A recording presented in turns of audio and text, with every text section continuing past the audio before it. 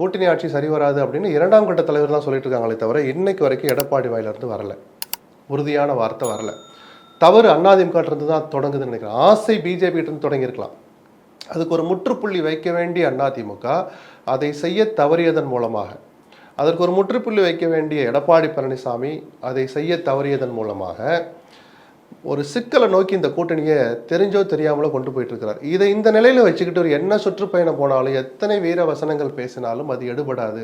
அதிமுக தொண்டர்கள் மத்தியிலேயே ஒரு குழப்பமும் ஒரு கோபமும் தான் வரும். என்னன்னா, அமித்ஷா அன்னைக்கு கூட்டணி அறிவிக்கிற போது சொன்னார், இந்தியில் சொன்னார், எங்களுக்கு மறுக்க இடம் இல்லை, வாய்ப்பு இல்லை, பேச முடியலன்னு 1000 காரணம் சொன்னார். 4 நாள் அமைதியாக இருந்தார். கூட்டணி ஆட்சிங்கிறத கேட்டுட்டு தொலைக்காட்சிகளில் தமிழ் நாளிதழ்கள் எல்லாம் தலைப்பு அப்படி தான் போட்டாங்க, அதிமுக பிஜேபி கூட்டணி ஆட்சி அப்படின்னு. கிட்டத்தட்ட பிஜேபி பங்கு பெறது அந்த வார்த்தையில் சொன்னாங்க.